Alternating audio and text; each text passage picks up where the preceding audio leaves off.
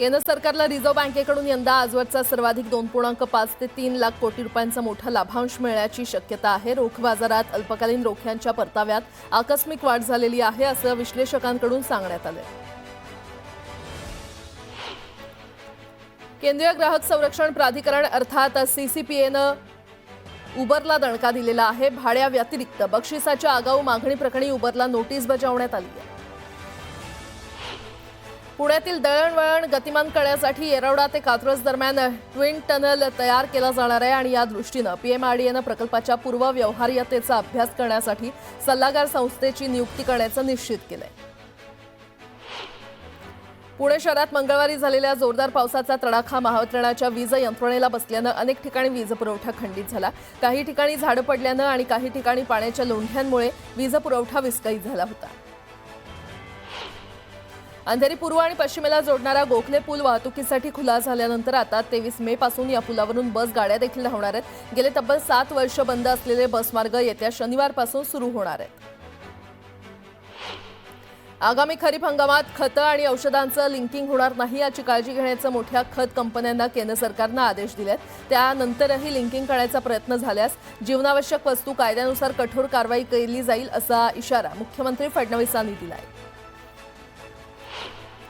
पश्चिम रेल्वेवरील लोकल सेवा बुधवारी सकाळपासून कुर्मगतीनं धावत होती आणि परिणामी नोकरदारांना कार्यालयामध्ये पोहोचण्यास विलंब झाला। अनेक लोकल 20 ते 30 मिनिटं विलंबानं धावत होत्या।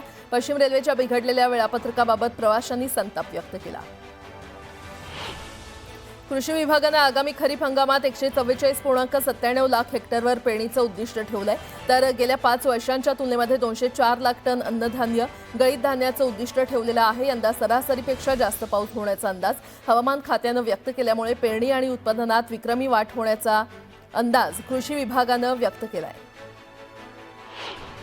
कर्नाटकातील अलमट्टी धरणामुळे सांगली आणि कोल्हापुरात पूर येतो की नाही याबाबत राज्याच्या जलसंपदा खात्यातच संभ्रम असल्याचं दिसून येतंय। पूर नेमका कशामुळे येतो याचा अभ्यास करून 15 दिवसात सर्वपक्षीय बैठक घेण्याचे निर्देश जलसंपदा मंत्री राधाकृष्ण विखे पाटील यांनी दिले।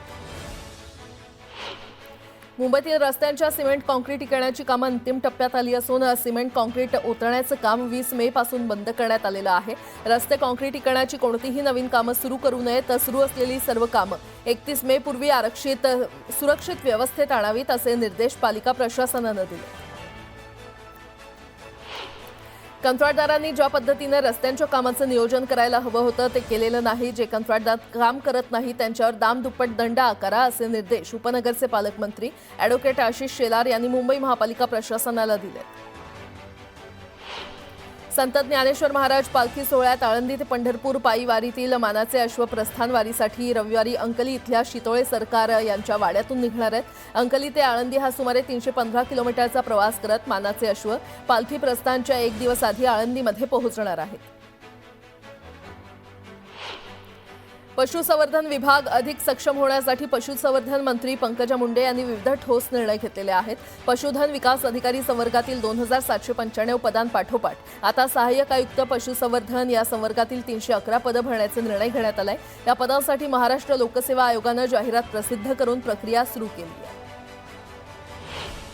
मुंबईतील 96 अतिधोकादायक इमारतींची यादी म्हाडानं जाहीर केली आहे। या इमारतीमध्ये एकूण 3162 रहिवासी राहतात।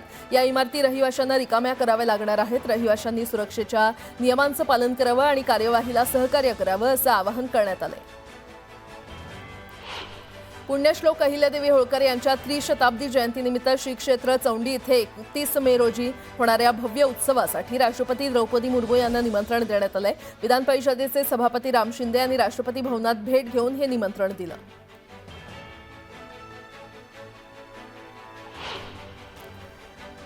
आता एक महत्त्वाची बातमी, आजपासून 25 मे पर्यंत मुंबईसह दक्षिण कोकण आणि मध्य महाराष्ट्रात वादळी वाऱ्यासह मुसळधार पावसाचा अंदाज हवामान खात्यानं वर्तवलेला आहे। कोकण आणि लगतच्या मध्य महाराष्ट्रातील घाट भागात वेगळ्या ठिकाणी मुसळधार ते अतिमुसळधार पाऊस पडण्याची शक्यता आहे। 20 ते 23 मे दरम्यान मध्य महाराष्ट्र आणि मराठवाड्यात विजांचा कडकडाट आणि वाऱ्यासह विखुरलेला हलका ते मध्यम स्वरूपाचा पाऊस अपेक्षित आहे। या काळात किनारपट्टीवर वेगानं वारे वाहण्याचा अंदाज आहे आणि केरळमध्ये येत्या 4 ते 5 दिवसात मान्सून सुरू होण्यासाठी परिस्थिती अनुकूल होण्याची शक्यता आहे।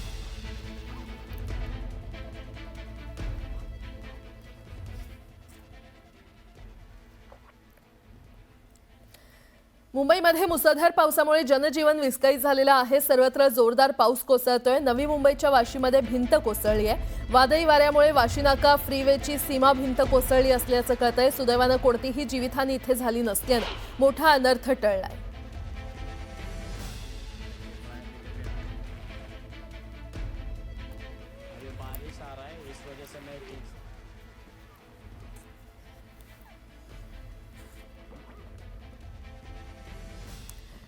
पुन्हा एकदा बातम्या वेगवान स्वरूपात.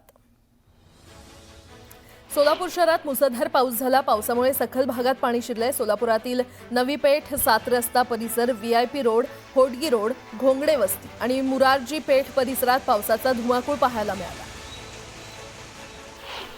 नागपूर शहरात जोरदार पाऊस झालाय. उकाड्यापासून त्रस्त नागरिकांना मात्र दिलासा मिळालाय. ग्रामीण भागात अवकाळी पावसामुळे भाजीपाला पीक, संत्रा पिकाला पावसाचा फटका बसण्याची शक्यता आहे. हिंगोलीत मान्सूनपूर्व पावसानं हजेरी लावली आहे. जिल्ह्यातील औंढा, नागनाथ, कळमनुरी, हिंगोली शहरासह परिसरात पावसाला सुरुवात झाली आहे. नांदेड जिल्ह्यामध्ये अनेक ठिकाणी जोरदार पावसानं हजेरी लावली. हवामान खात्यानं नांदेड जिल्ह्याला ऑरेंज अलर्ट दिला. पावसामुळे शहरात अनेक ठिकाणी वीज पुरवठा खंडित झाला. धाराशिव तालुक्यातील बामणी केशगाव परिसरात तुफान पाऊस झाला. बामणी शिवारातील बामणी ओढ्याला पावसामुळे पूर आला. बुलढाणा जिल्ह्यामध्ये पुन्हा एकदा पावसानं हाहाकार माजवलाय. लोणार तालुक्यातील भुमराळा गावाला वादळाचा तडाखा बसलाय. या वादळामुळे छत्रपती शाहू महाराज विद्यालयाच्या सर्वच वर्ग खोल्यांवरील पत्रे उडून गेले, तर अनेक ठिकाणी झाडं उन्मळून पडली आहेत.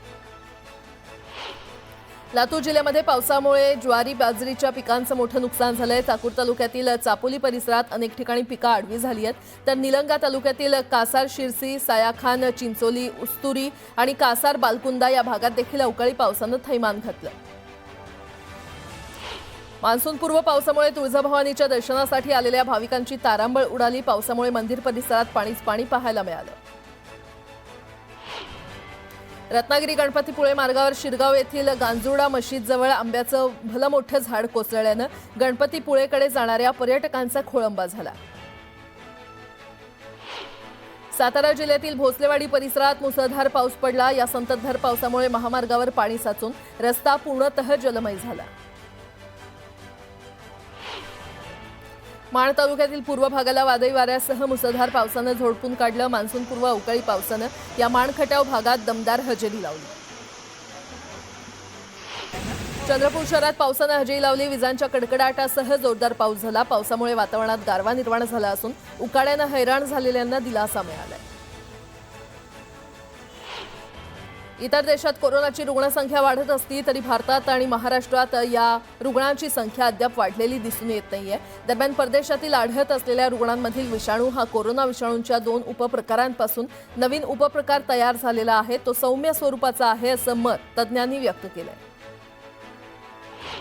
इयत्ता 11वीच्या प्रवेशासाठी अर्ज करताना विद्यार्थ्यांना कोणतीही अडचण येऊ नये म्हणून शिक्षण संचालनालयानं 2 दिवसांचा सराव ठेवला होता. त्यात अनेक विद्यार्थ्यांना तांत्रिक अडचणींचा सामना करावा लागला आणि त्यामुळे प्रवेशाचं वेळापत्रक दुरुस्त करावं लागणार असून ते आज प्रसिद्ध केलं जाणार आहे. पिंपरी चिंचवडमध्ये झालेल्या मुसळधार पावसामुळे शहरातील रस्ते पाण्याखाली गेलेत. अनेकांच्या घरात पाणी शिरल्यानं नागरिकांचं मोठ्या प्रमाणात नुकसान झालंय, तर अनेक ठिकाणी गुडघाभर पाणी साठल्यानं नागरिक आणि लहान मुलांमध्ये भीतीचं वातावरण आहे.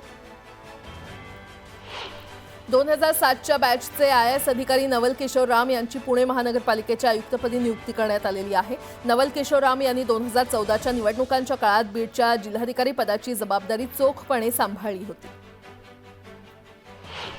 नांदेडमध्ये भर पावसात भाजपतर्फे सिंदूर रॅली काढण्यात आली. ऑपरेशन सिंदूर अंतर्गत यशस्वी कामगिरी करणाऱ्या भारतीय सैन्य दलाचा गौरव करण्यासाठी रॅलीचं आयोजन करण्यात आलं होतं. शालेय शिक्षण विभागाकडून शिष्यवृत्ती परीक्षा 5वी आणि 8वीच्या विद्यार्थ्यांसाठी करण्याचा निर्णय घेण्यात आला होता. आता त्यामध्ये पुन्हा बदल करून ती पूर्ववत 4थी आणि 7वीच्या विद्यार्थ्यांसाठी करण्याबाबत पडताळणी करण्याच्या सूचना शालेय शिक्षण मंत्री दादा भुसे यांनी दिल्यात. सोलापुरात मुसळधार पावसानं हजेरी लावली. अनेक नागरिकांच्या घरात पाणी शिरल्यानं नुकसान झालंय, तर काही ठिकाणी गुडघाभर पाण्यातून नागरिकांना प्रवास करावा लागला. उद्योगनगरी पिंपरी चिंचवडमध्ये देखील मान्सूनपूर्व पावसानं मागील 2 दिवसांपासून धुमाकूळ घातलाय। पिंपरी शहरातील उपनगरात पावसानं जोरदार हजेरी लावली। पावसाचं पाणी रस्त्यावर साचल्यानं पाण्यातून रस्ता काढताना नागरिकांची मोठी दमछाक झाली। महाराष्ट्रात अवकाळी स्वरूपाचं वातावरण असतानाच हे सरकार देखील महाराष्ट्रात अवकाळी आहे। मतदार याद्या फुगवून आणि वाम मार्गानं हे सरकार बसलेलं आहे, अशा शब्दात काँग्रेस प्रदेश अध्यक्ष हर्षवर्धन सपकाळ यांनी महायुती सरकारवर निशाणा साधलाय। श्रीरामपूर बाजार समितीमध्ये मोठी राजकीय उलथापालथ झाली आहे। विखे समर्थक विद्यमान 9 संचालकांनी दुय्यम निबंधकाकडे आपले राजीनामे सुपूर्द केलेत, त्यामुळे सत्ताधारी ससाणे गट अल्पमतात आले। ससाणे मुरकुटे गटाच्या 2 संचालकांनी विखे पाटलांना पाठिंबा देत राजीनामा दिल्यानं बाजार समितीवर प्रशासक नेमला जाण्याची शक्यता आहे। गेल्या 24 तासात सोन्याच्या दरात तब्बल 2000 रुपयांनी वाढ झाली आहे। जीएसटीसह सोन्याचा दर 98,400 रुपयांवर पोहोचलाय। जळगाव जिल्हा काँग्रेस कमिटी आणि रावेर यावल विधानसभा या क्षेत्रातील काँग्रेस पदाधिकाऱ्यांच्या वतीनं फैजपूर इथे भव्य तिरंगा रॅली काढण्यात आली। या रॅलीमध्ये मोठ्या संख्येनं कार्यकर्त्यांनी सहभाग घेतला। भारतीय लष्कराच्या शौर्याला अभिवादन आणि राष्ट्रप्रेम जागवण्यासाठी शिवसेना आणि राष्ट्रप्रेमी नागरिकांच्या वतीनं अमळनेर शहरात भव्य तिरंगा रॅली काढण्यात आली। शिवसेना शिंदे गटाच्या वतीनं रॅलीचं आयोजन करण्यात आलं होतं। भारतीय सैन्य दलाच्या सन्मानार्थ काँग्रेस पक्षासह महाविकास आघाडीकडून बुलढाणा जिल्ह्यातील मलकापुरात तिरंगा रॅली काढण्यात आली। यावेळी पहलगाम हल्ल्यामध्ये मृत्युमुखी पडलेले नागरिक आणि दहशतवाद्यांविरोधातील कारवाईत शहीद जवानांना श्रद्धांजली वाहण्यात आली। काँग्रेस पक्षाचे जिल्हाध्यक्ष महेंद्र शेठ घरत यांच्या नेतृत्वाखाली उरण शहरामध्ये भारतीय सैन्याच्या सन्मानार्थ तिरंगा रॅलीचं आयोजन करण्यात आलं होतं। देशभक्ती दर्शवत काँग्रेस पक्षाचे पदाधिकारी आणि कार्यकर्ते या तिरंगा रॅलीमध्ये सामील झाले होते। मनमाडमध्ये सर्वधर्मीय नागरिकांच्या वतीनं तिरंगा रॅली काढून भारतीय सैन्याचा सन्मान करण्यात आला। यावेळी भारत मातेच्या जयघोषानं परिसर दुमदुमून निघाला।